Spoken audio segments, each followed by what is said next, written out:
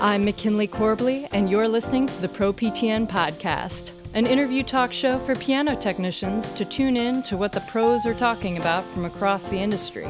If you enjoyed today's episode, show us some love by following us on your podcasting platform and leaving us a review. To learn more about us here at the Professional Piano Technicians Network, visit us at proptn.org. Hello, and welcome to the show. Today is our first ever episode of the podcast, and so we are very excited to welcome a very special guest. Hannah Beckett is one of the co-founders of ProPTN, the owner of Piano Buyer, a field and dealership technician with more than 10 years of experience, and she is my own friend and mentor. Hannah, welcome to the show. Thank you for having me. Oh, it is my absolute pleasure. So, for all of those who may not know you as well as I do, can you give us a brief synopsis of your career and the kind of work you've done in our field? Piano has been in my life since very early childhood.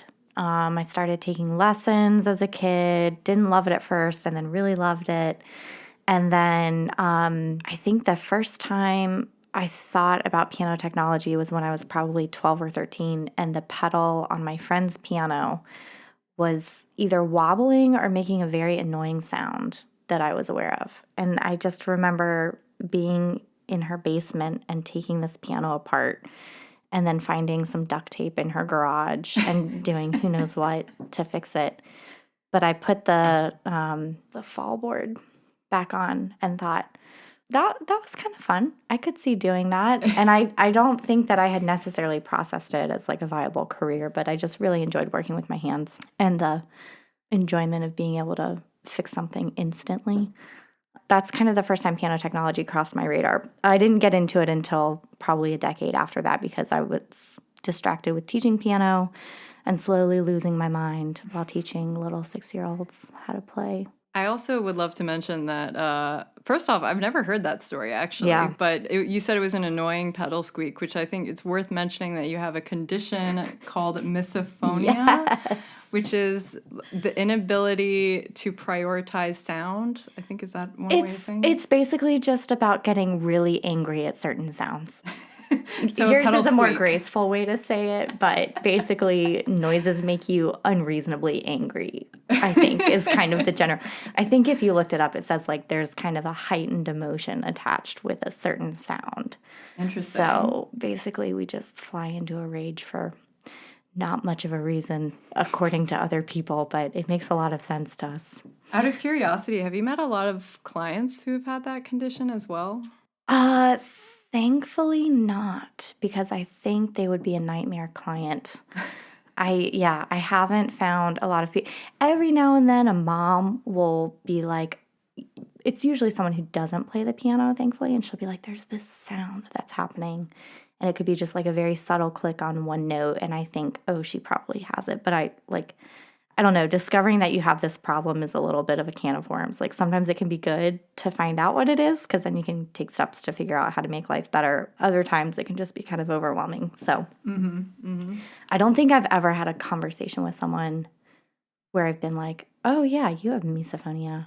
And they're like, oh, you do too. And everyone knows what that is. Like I don't think I've ever met a person who knows what that is without me explaining how weird I am first. But you managed to fix the pedal squeak. Yes, fix the pedal squeak with some duct tape. I think there was a point when you had several dozen piano students. I had a full-time gig. Yeah, I had 45 piano students. I had 10 harp students. I was teaching like every day of the week. Did you notice the pitch of the pianos bothering you? You know, I think about that a lot, especially as I talk with people who are like, oh, you must have like really good hearing to be able to like figure out how to tune these things. And unfortunately, I don't think I was super aware. For me, it was kind of like an instinct that was woken up. Like when the technician who became my first mentor came over, he was teaching me about beats. And I don't think that I had ever processed or heard a beat until he showed me what a third interval, like isolated beat rate sounds like. And it was like middle C to A flat. And after he showed me that, I remember he left and the next day I was practicing and I was playing a song in A flat and I hit that third interval And I just like stopped and I was like, oh my gosh, like I can hear that in a way that's like very different from how I heard it. So I don't think it was natural. I don't think I was aware at all of necessarily how bad the piano sounds were that my students had. I did travel to different houses, and I remember one of them had a Young Chang Continental, one of them was a Kawai Grand, one of them was a Spinet of no name, who knows what it was. I think it was an Everett, actually, so not terrible. But it wasn't necessarily the sound that bothered me. I think I've always just been very aware of feel because I'm pretty tactilely oriented as well. So for me, it was like, oh man, this piano feels terrible and it's like really hard to control. And then after I got very deep into aural tuning, did I become also aware of the sound. And that's when I think I started losing my mind while teaching because, I mean, as a teacher, you have to be like very in tune with your student, what they're doing. So I'm like tracking all of their mistakes as a human. Yeah. And then I'm also tracking the piano's mistakes, both auditorily and from a tactile perspective. And probably the OCD in me was just causing like a total meltdown. I couldn't deal. And I also didn't have the knowledge then to like fix all the problems either. So it's not like I could do anything about it. So then you started looking into piano technology at one point, and you found some mentors in North Carolina, I believe. And what did those early days of your career look like? When I first officially started like an apprenticeship style learning structure with my mentor, I would teach all day long. I remember it was Mondays. I had like a full roster of kids on Monday. And then I think I would meet up with my mentor Monday night from like 6 to whenever he became tired, which was like never. I mean, I don't know. Piano technicians are a specific breed of people who tend to just go and go and go. And there was like no food involved and no drink and like nothing, but he would just go for hours and hours and hours. So I think I was getting home mostly like 10 or 11 o'clock after studying for like 5 hours. And it was mostly aural tuning. I mean, he was like extremely invested in aural tuning. And so we were just practicing and practicing and practicing. And then when I wasn't trying to learn how to throw a temperament, I did a lot of pinning jobs. That was like the first thing that he taught me. I remember he gave me an action, like a whole upright action. And at the time I had no workspace. So for some reason I was doing it in my bedroom, and I had probably like 2 feet between my bed and the wall. And I would squish the upright piano like on the floor and all of my tools, and I would just sit there like pinning the whole, like, I don't know, it would take days when you first start. And I just remember my back just like being so miserable. And then finally I was like, all right, I got to figure out how to like get a setup. And it got fixed after that. But it was like a lot of late night practicing tuning, a lot of triage type stuff. I mean, that area, there's not a lot of great pianos. It's kind of one of the more rural areas. People have their grandmother's piano, won't get rid of it. There's no dealership. So you're not really working with like newer, nice pianos. You're really just scrubbing rust off of stuff. Also, I'm really happy that you mentioned this because I feel like this ties into a lot of what you taught me in the early days, which I don't think is as prevalent in the rest of the industry, likely because of the difference in geography. But in this area of Washington, D.C., it is not uncommon for the average household to have, I think, a nicer piano than the average, which really influences a lot of the work that you do as well. Yeah. So coming from North Carolina, I imagine the work was very different. It was. And I think my perception of, well, the whole world, but my perception of the piano world was so limited because I had spent very little time outside of rural North Carolina getting any kind of piano experience, that I was really shocked to move to this area. And like, a good day, or maybe I'll say a good month in North Carolina, is like mostly spinets and dead consoles, and then like one grand from like the 1980s. And like when you get to the grand piano, all you can see is like, oh my gosh, a grand piano. So like doesn't really matter what condition it's in, it just feels like luxury. And then when I moved up here, those numbers totally reversed. And it was like, okay, now the grand from the 1980s is like, we can do a little bit better than that.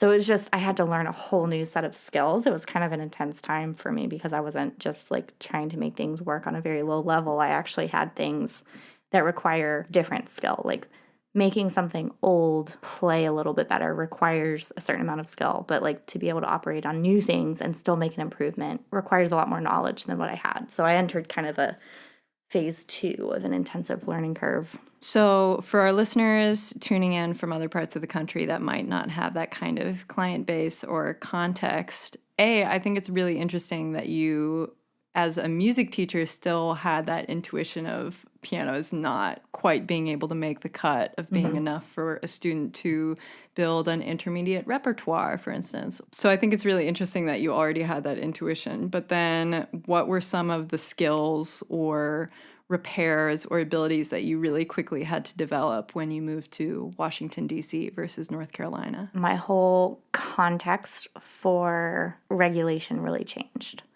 Because when you're working on like a really terrible old piano, you're not necessarily thinking in terms of how can I make this kind of go back to manufacturer standards. You're thinking, how can I make this work from like a very basic bottom line? Like the key needs to go down and then come up. Like, how do I get that to happen? But when you're working on nicer instruments, it really requires a lot more knowledge of like what were the manufacturer's intentions for this piano and like what is it actually capable of, because when you have something that actually has lifespan and quality, that really changes the way you perceive playability. So like my criteria is no longer just the keys going down and coming back up. It's like, okay, now what's the rate of repetition that this should have? And like I'm getting some soft and loud, but is this dynamic range stunted at all? Like, was it designed to give me more?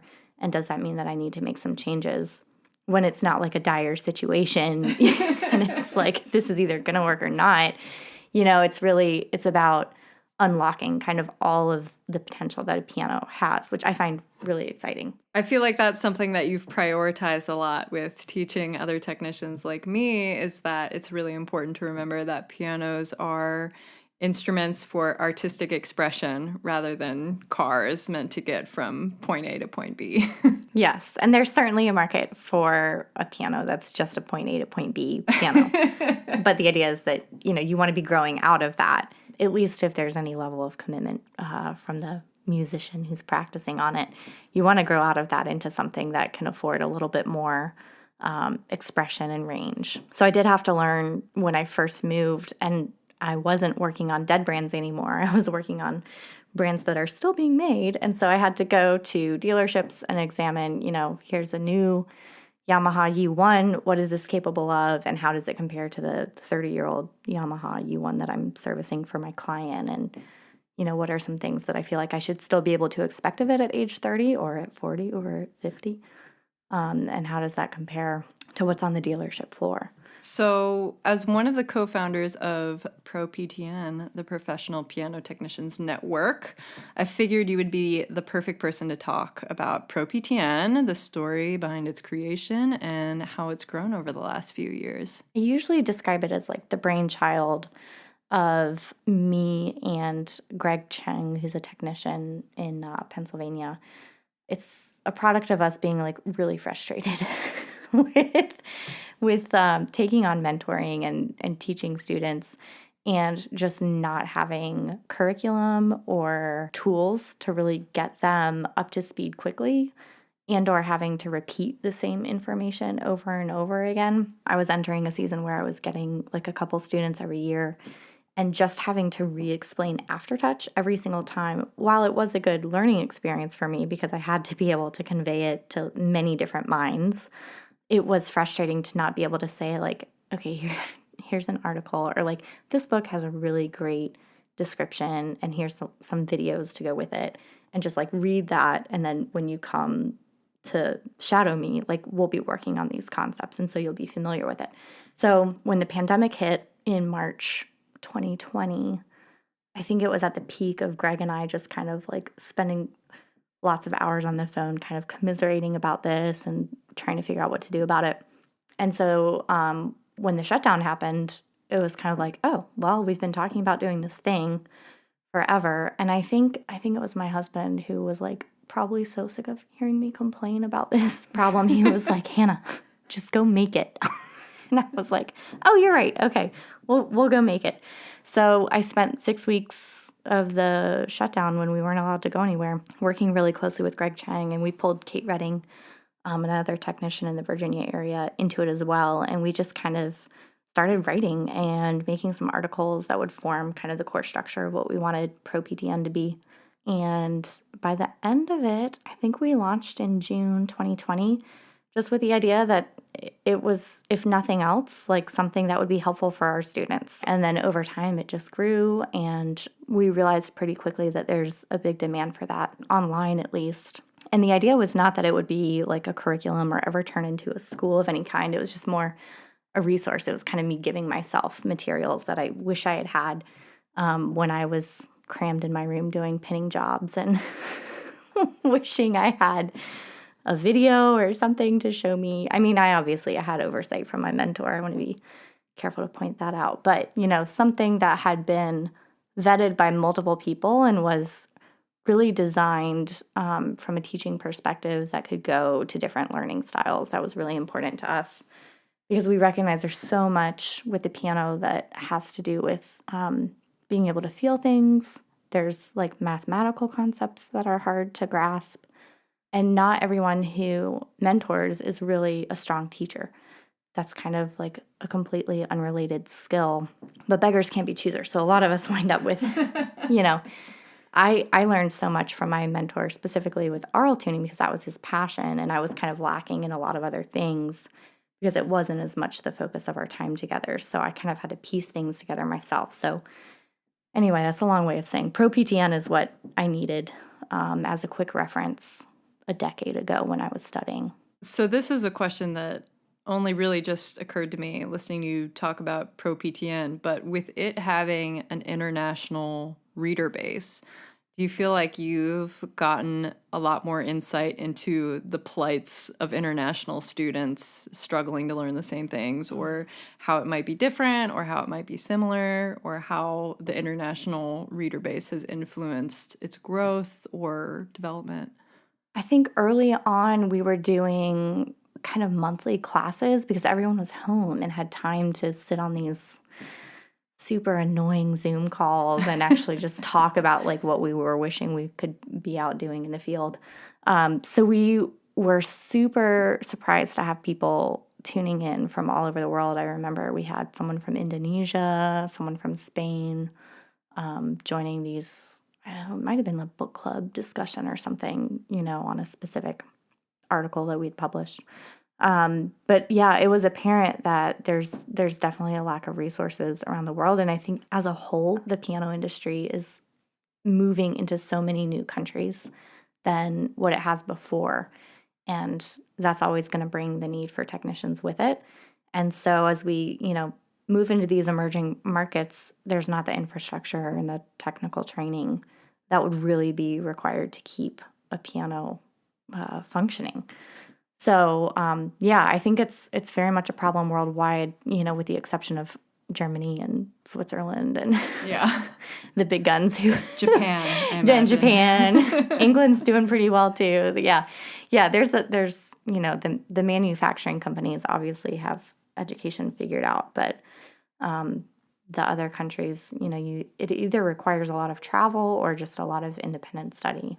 So then, I suppose now as a quick plug, it's appropriate to say that since its inception, ProPTN now has a Discord community channel for technicians to talk about tools and problems in the field and share resources. There is the Collection, which is an online marketplace for new and used tools from different independent and corporate manufacturers. And we have a number of articles which appeal to the beginner and advanced technician in everything from manufacturing and business development to voicing and early tuning, how-to articles and videos. And am I missing anything? Is there anything on the horizon that you can? Oh, there's always something on the There's horizon. always a lot more on the always horizon. Pushing. Yeah, it's funny. I try to emphasize to the team that I want ProPTN to grow organically, because these types of resources can quickly tap out people or become a area of burnout. I'm always saying, "Oh, we'll grow as it happens," but internally, I'm always like, "Oh, we gotta push." It's just so needed. To me, this resource feels at least 20 years too late, is really when we needed it. But yeah, there's always something on the horizon besides continuing to build up a great cache of vetted articles. We want to start doing some maybe bite-sized courses would be the way I would describe it. Things that allow continuing education for technicians who are already working or maybe just looking for something to add to their repertoire of skills.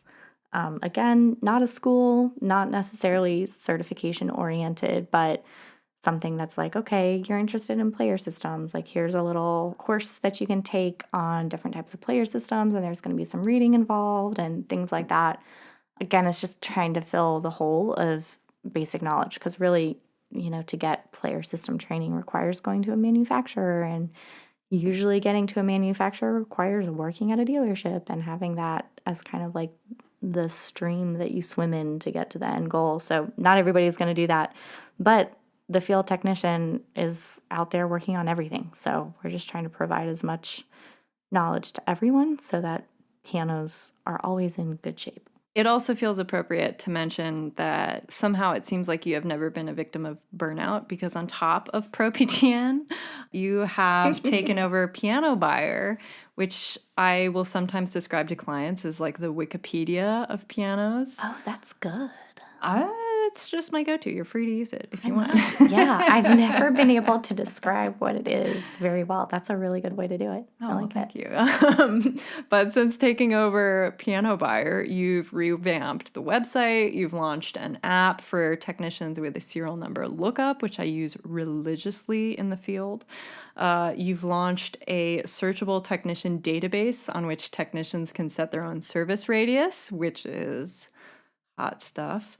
Are there any other projects I'm forgetting about that you're allowed to tell us about? Newer projects, I'm always thinking of ways to make Piano Buyer kind of a unification point between all areas of the piano industry. I think in my work as a technician, I've realized how disjointed the manufacturer world and the dealer world is from the technician who's servicing in the field.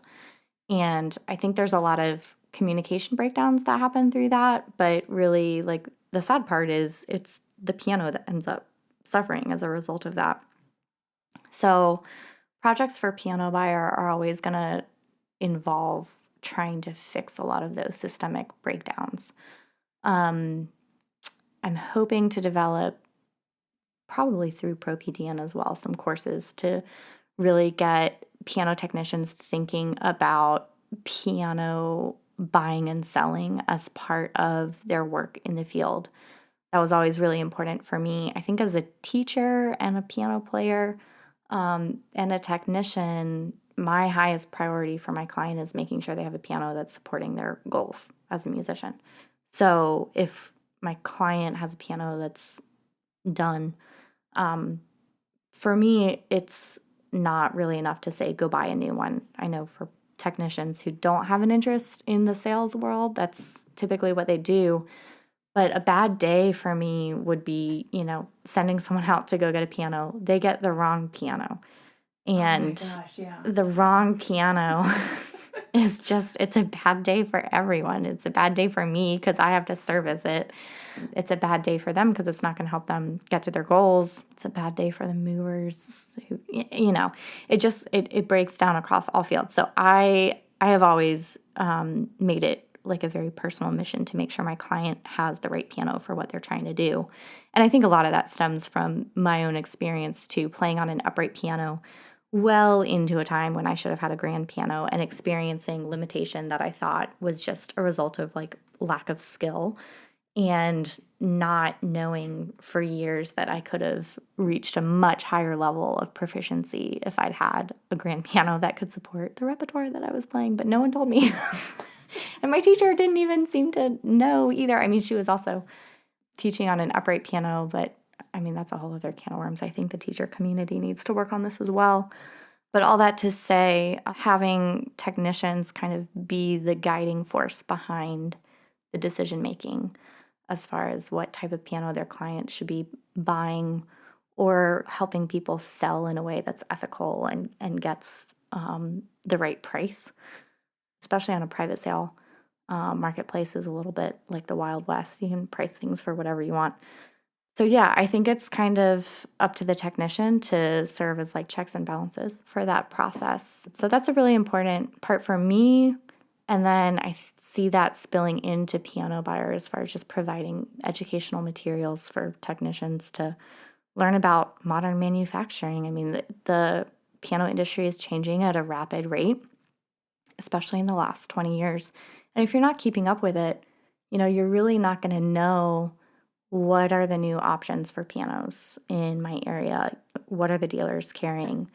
Even different product lines, what is a major manufacturer's new entry level piano and how does it compare to something used that might be a little bit higher quality but also older, stuff like that. I think there's a lot of ways that technicians can make more money by doing that and charging for their services, or make a better clientele for themselves, because when you're part of the process, it makes an easier life for you, not having to fight a piano to get something out of it that it wasn't designed to.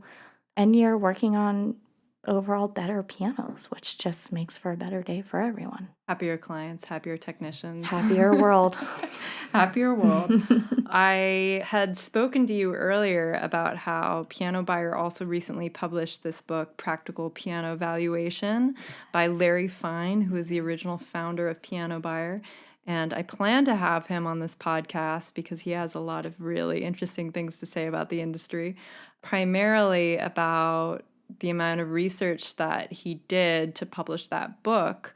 And in discussing that book, if you haven't already picked up a copy of it, it's absolutely excellent, packed full of useful information. But part of what I think is really interesting about that, which we had discussed, was how the dealership model is in need of some revolution, a new makeover, if you will, because refresh, reform. Exactly, because you said it so wonderfully about how millennials are now coming of age to be making larger purchases like pianos, and so the older dealership model where it's represented by a salesperson, I thought was really interesting. If you could tell us a little bit more about that. Yeah, I mean, the piano industry is obviously dated. Like, anyone from the outside world looking in is going to immediately see, okay, we're a minimum of 20 years behind the general technological curve for the rest of the world. And for every 1 year that it doesn't get updated, it really falls behind 7 more years. So it's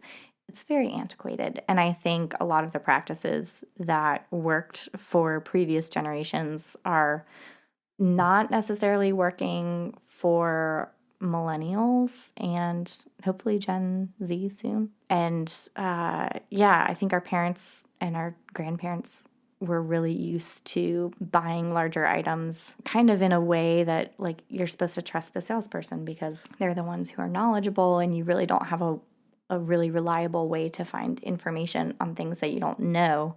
We all know the car industry and the piano industry are very similar. And like, I wouldn't know what kind of car to buy because I'm not a car person. I don't really care. If I was 50 years older than I am now, I would be one of those people who would walk in and be like, what should I get? And then I'll take what they say will serve my needs. But millennials have so much more information now than what we had before. I think just the sheer volume of that has created a little bit of a distrust for us in the process of buying things because there is a lot of competition. Pianos have a lot of either misinformation or just kind of outdated information maybe that hasn't been updated in a long time. And so the ability to research makes us approach buying a larger item very differently. And I do think the dealer world is due for a big reform in this way because I don't see a lot of dealerships taking that into account for the most part. It's the same process. You go to a dealership, you talk to a salesperson, and they're going to guide you around. But I see a lot of those same people leaving without a purchase and going and researching on their own and kind of comparing things. And there's just a little bit more ownership involved in that decision. And I think dealers are going to have to start finding fresh and creative ways to make sales happen in order to satisfy the millennial buying habits, maybe I'll call them, and hopefully Gen Z soon. I mean, buying a new piano is a big deal. Millennials are, for the most part, we're just getting to the point where we can spring for it.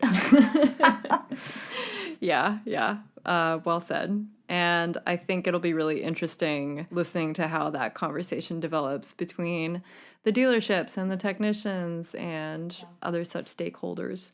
Moving forward, since we first started talking back in October 2020, I've watched you mentor 7 technicians of varying skill levels, myself among them.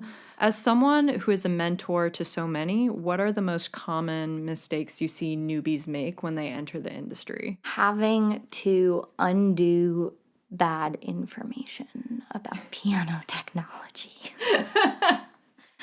I've had people come to me from scratch with absolutely no knowledge, which is great. I've had other people come with previous experience, either with different like correspondence courses or apprenticeships or something like that. And it's a little bit of work to have to undo information that wasn't as up to date as it should, just kind of a general lack of quality.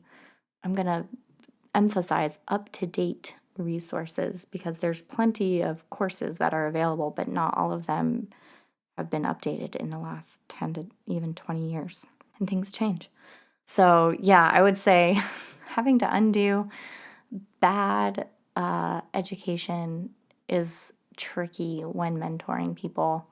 And maybe this is not necessarily like a detriment, but it takes some time to find your context in the world of pianos because it is so unregulated and it's just very hard to kind of compare your learning rate when you're not necessarily in a class with 10 other people and seeing, okay, everyone's getting this concept and I'm not. So I've had some people learn incredibly quickly and not really realize that they're learning incredibly quickly. Our dear podcast host being that person.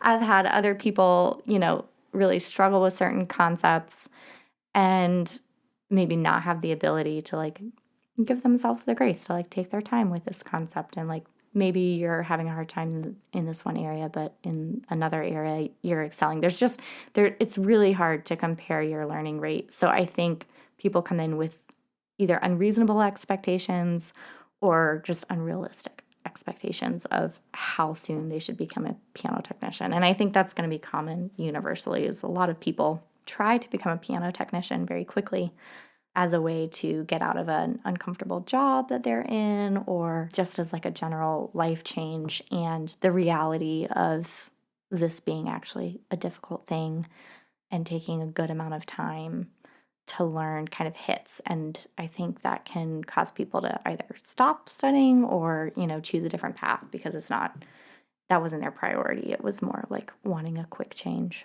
I also feel it's important to mention that because people don't have that side-by-side comparison, they also don't have a sense for which skills they really need to slow down for. Because, some kids who might start learning about regulation and then say, okay, I'm going to schedule, a field regulation tomorrow in somebody's house. And the amount of variables on people's different pianos, the different models, the brands, what it's used for, what kind of wear and tear it has. I mean, all these things create all these different circumstances for work that people don't have a comparison for. And I think not having a strong idea of direction for a lot of those skills and repairs is can be very treacherous and unforgiving, especially if you are like me and you hate doing a bad job. I think there were a few instances where I didn't feel like I was rushing into things, but it was the strong sense of suspecting that I was in over my head and I didn't know what to do or something like that. So I think developing the sense of being able to say, okay, this is a big deal to do, and I should be able to say that I am not ready or I am ready, and you just have to take the plunge and work slowly and be mindful of what you're doing. It's been really interesting to see different technicians develop that sense. So I think that's a really excellent answer. And similarly, as a woman who's been in the field for 10 plus years now, I want to ask, what are some of your favorite and least favorite ways that you've seen the industry change? Favorite ways are obviously going to be a lot more women doing this, obviously. Yeah, there's a huge difference in generation between maybe the boomer Gen X generation to millennial and Gen Z. There's a lot more women coming into this field, and that is always going to make me excited.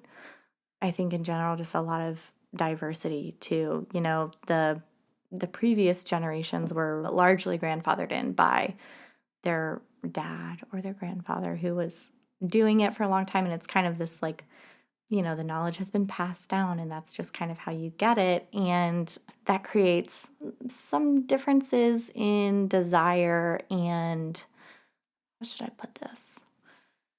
Some people don't love what they do because it's what their family has always done. And well said. yes, Gotcha. that's how we'll leave it like that. So I think the difference is like it maybe wasn't a choice to become a piano technician previously. It was kind of there and convenient. And what I'm seeing from the millennial generation is that they're coming into this typically very much by choice, usually as a second, maybe third career. And they're coming into it with frustrations from other industries. And piano technology is often like a real saving grace for them. It can provide a living, they can support a family with it, and they're not chained to a desk for 8 hours a day, slowly losing their mind. So there's a little bit more drive there. There's an excitement, and I think that just brings an energy to it that the piano industry like really needs. So, yeah, I think that's a big difference that I've seen between generations. I mean, when I started studying, I really didn't have a lot of, hardly any peers my age who are doing it. And now there's so many of them. So it's really exciting to have lots of people. And typically, too, when they're coming from different careers, they're already musical to begin with. And so I think that kind of brings a broader knowledge base with it. Because when you're coming from a different area of music, you already have an ear for things. You already have the ability to communicate with artists who are largely going to be your clientele. And that makes things a little bit easier as far as communication goes than if you were just coming into it by default and maybe you really aren't interested in music. Maybe you're just doing it because that's what your family's always been. And that's not to say, you know, I have tons of friends who were grandfathered in and absolutely love it, you know, and have chosen it specifically for that.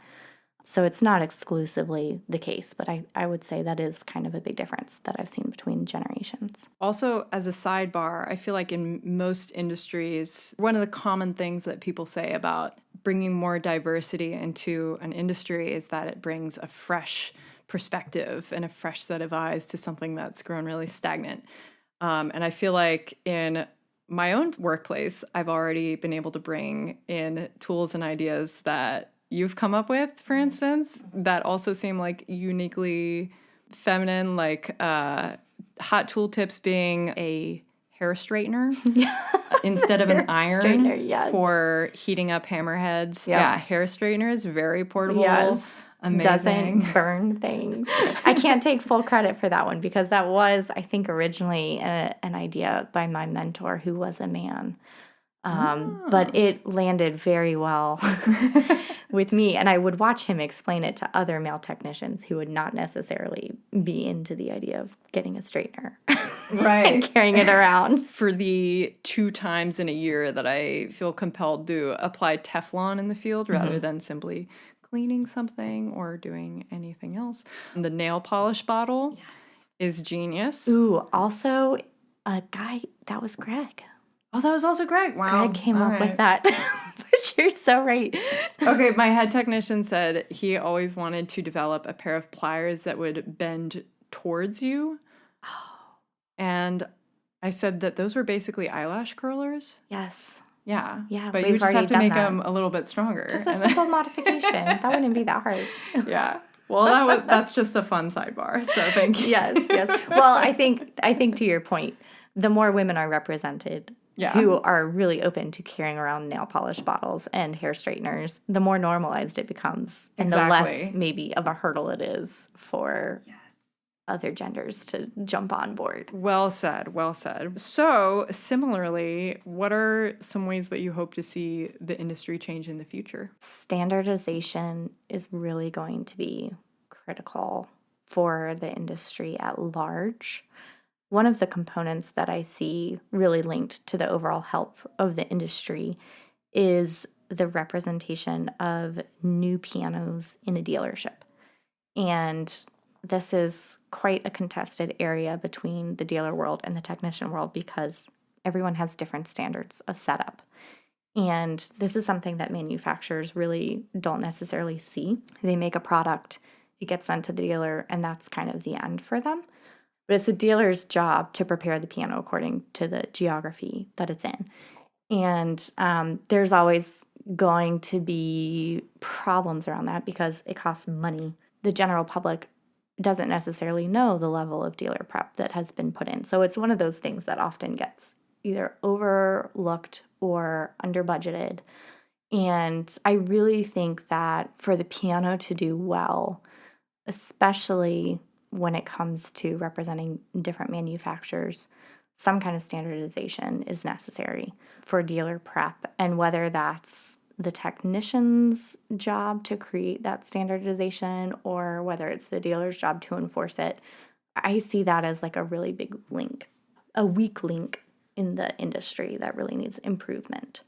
Between that and just in general utilizing technicians more in the buying and selling process. I mean, we're the ones who really have an intimate knowledge of the piano.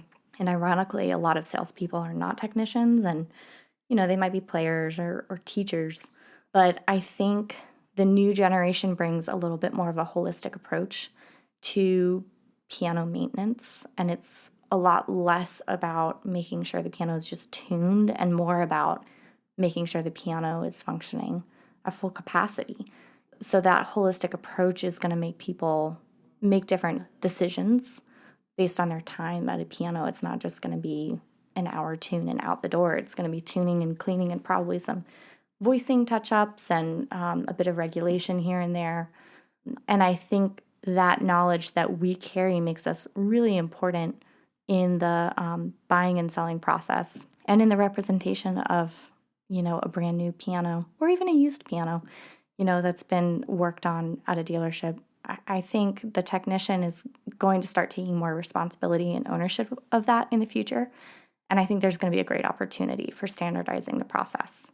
I know you've also talked a lot about how you love the idea of technicians being able to encourage clients to consider newer pianos a lot more than revitalizing older dead pianos because while it might be very tempting to put a lot of work into a piano that's already sort of old and arthritic, encouraging clients to buy new pianos also encourages the piano industry to thrive and innovate and create new standards of excellence for the instrument. Yep. So then to finish up, I want to ask you about something every technician has in common. Can you tell us about your favorite part of piano technology and your favorite tool? My favorite part of piano technology, again, just going back to my tactile self, I love making a piano feel good. Tuning is kind of like a necessary evil in my mind. Like, I'm really not into being a piano technician because I love tuning. I mean, sure, I like making a piano sound good, but I do love to make a piano feel good. And taking a piano that's functioning poorly and being able to make it feel like butter is just my favorite thing. So I love a regulation. I love a day where I'm just sitting at my client's house, just unleashing all the technical skill that I have to try to make it perform at its best, particularly key bushing. That's my thing. And you just had what you would consider to be your best key bushing job, right? I did. Oh, it was golden. Yeah. I really love hand skills that just require you to work in very small movements. It must just... Deftness? Deftness, yes. Yes. I love Yes. And working with small things. So yeah, key rebushing is one of my favorite things. And that's just, it's such a pet peeve of mine as a player. A wobbly key just, oh, it drives me off the wall. So being able to fix that for myself is very cathartic. How do you sell that job to clients? Because that's something I'm personally terrible at. Oh gosh. I just tell them to trust me already. And you have such a trustworthy face. It's like, know. I You will can't say no yes to to this that. face for sure. Absolutely. I don't know that I necessarily sell that job specifically. I sell making your piano feel like what it's supposed to be. And that's going to include a line item, and I can send you a line item list if you would like, or I can make your piano feel better. And so that's just kind of my pitch to people is like, this is not where it should be, and I can make it where it is. And that's usually a 3-day process for me, at least, of like, I've got it at the house for a certain amount of time, and I'm doing, pre-reg stuff and hammer shaping and cleaning and polishing, and key rebushing is often that. And it may show up on the invoice and it may not, meaning like if I know they're not going to pay me extra to do it, I hate it so much I usually do it anyway and just eat the time. Which don't tell my clients that. I would never, but I do tend to undersell that, but it's so worth it. I mean, for me, like I look at key bushing as kind of my insurance policy on regulation, because no one's going to be able to say, oh man, you increased hammer blow distance and it feels so good and there's aftertouch now. They're going to sit down and be like, oh, I have more control. And that's largely because their only interaction is with the key. So if the key's going straight up and straight down instead of side to side, that's going to immediately translate to them. So I think early on, I would do regulations, and if they weren't willing to pay for a rebushing, I wouldn't do it. But then I was never satisfied with the result, or I didn't see necessarily huge satisfaction from them. Not in a way where it's like, oh, you didn't do anything. It's just like, oh yeah, it feels better. Thanks. And then when I started just doing key bushing as like part of the regulation, the satisfaction level like went through the roof. And the responses were like, oh, it's amazing. It feels so much better, which is kind of like, I don't know, every technician, especially like an independent technician or an independently trained technician, like we just need that affirmation so much, because I think imposter syndrome runs really deep in our community, because we're all out here with like no idea when we're supposed to be charging, and like, yeah, we know some things and we're not going to know everything for another decade, but we have to like make money. And so just getting like the kind of visual validation from a client when you've made their piano feel that much better, for me, is worth the additional 6 hours of key pushing that is required. But yes, recently I feel like I've done enough where I'm like very fast and very efficient and confident with my choices as far as bushing, cloth, and yeah, it's getting shorter and shorter. It's been a long road. I mean, that's not one of those things that you're doing on a monthly basis. So it does take a little bit more time to get really proficient at it, which is a bummer. I think the specific wording of saying that you are selling trust to people, Yeah. or saying, Yeah. if you give me money and you trust me, I can make your piano a lot better. I think Yeah. that's also a really great way of putting it, because it is hard to measure the specifics, but through our experience, you know. And let's be real, like even if I were to send an itemized list to every person and it'll say hammer filing and balance rail in polishing, and like the engineers will love it and they'll pepper you with like 1,000 questions and it'll be really annoying. And I can say that because I married an engineer and they're a pain in the butt. And most of my clients are engineers and they're also pains in the butts and I love them dearly. But the reality is, like, especially if I'm working for maybe a parent who has a kid who's like really progressing and the teacher has actual demands, and I know that the student won't be able to like fulfill that on their piano, it's a lot easier for me to say, hey, this piano's not performing the way it was designed to. Like, you're kind of at like 40% of what it can give you, and that means your kid is going to be kind of working extra hard and maybe even fighting against the piano instead of the piano coming up underneath them and just providing a platform for them to like practice and excel. That's a lot easier sell than, I can rebush your keys. Please let me rebush your keys. I've used I've definitely used that line before. Yeah. You also have an excellent line where you say, if your kid is trying to learn how to play the piano on a piano like this, it's kind of like having your kid learn to play soccer with a deflated ball. Yes. I use that one religiously because I think it's really illustrative. Yeah. That's a great one. And especially for the parents who maybe struggle seeing music as like a thing that is worth financially supporting. That always cracks me up. Like their kid will be in sports and be playing like 5 different sports, and they'll have shelled out however many thousands of dollars for not only the equipment, but the equipment turnover every year as your kid joins a different team or like outgrows their jersey. Like you're willing to upgrade for that. But the piano, it should be viewed the same way. It's not a stagnant object, and it's going to require change as your student is growing with it too. So yeah, always use a good sports the sports analogy makes a big difference. Put it in perspective. Well, okay, so then the only thing left is, what is your favorite tool? These days, my favorite tool is the Pianosmith's Technician Standards, which is a very strange name, which I can say because they're dear friends and they can take the heat. But those Brits, I don't know what they were thinking naming these Technician Standards. They're basically upright action supports. So I have just paid my dues to wrestling an action cradle. You know what? This is probably trauma from working on that upright piano. Now that I think of it, this is trauma from working on that upright piano in my 2 inches of space, my 2 feet of space in my bedroom when I started. So yeah, I hate the action cradle so much, but you need it. And Pianosmith just came up with like such an ingenious and incredibly simple upright action support. And it just brings tears to my eyes when I use it. Again, I'm just connecting that there's trauma involved here, so that's why. Well, I can definitely ask them about the name when I have them on the show soon. We demand answers. We demand answers politely because we do love them. And also, they can name it whatever they want because it works. I'll give them that. That too. And also, we sell those tools. Am I correct? We do.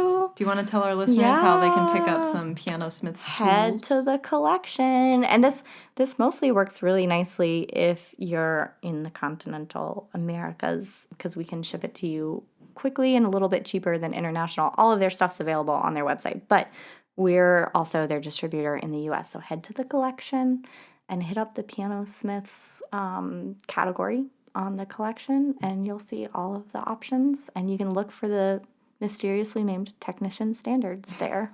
Amazing. I hope our listeners actually check that out. But Hannah, thank you so much for being on our show. You've been such a wonderful guest. And thank you, listeners, for tuning in, and have a great week. Thanks for having me. So if you don't have it already, be sure to download the Piano Buyer app. It was designed for piano technicians and provides critical manufacturing information at your fingertips, including serial numbers, pricing, and brand information. You can also advertise your technician services to potential clients within your area by joining the Piano Buyer Technician Database. As the #1 consumer guide to piano buying, there's no better place to advertise to new piano owners. Get more information at pianobuyer.com/advertise and use code PODCAST for 50% off your first year of advertising.